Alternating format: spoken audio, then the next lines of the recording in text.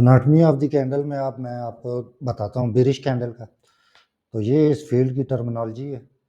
Sellers को beer कहते हैं और सेलर्स जो कैंडल क्लोज करते हैं उसको बेरिश कहते हैं।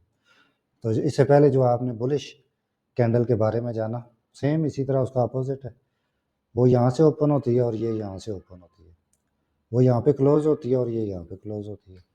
उसका high low open close body same bullish की तरह हर चीज़ इसकी भी वैसे ही होती है। बस जब मार्केट नीचे आ रही होती है तो यहाँ से ये ओपन होती है और ऊपर गई, सेलर्स ने इसको पुश किया, ये बॉडी डिज़ोल्व हो गई। फिर यहाँ तक आई थी, प्राइस ने इतना लो लगाया, यहाँ से बायर ने पुश किया तो ये बॉडी डिज़ोल्व हो गई और ये जो क्लोज हो के फाइनल बॉडी हो गई इसकी, ये इसकी बॉडी कहलाती है। तो बाकी इसका ओपन हाई लो क्लोज। तो एनाटमी ऑफ कैंडल की जो चार्ट की एग्जांपल्स है वो मैं अब आपको दिखाता हूँ ताकि और ज़्यादा क्लियर हो जाए।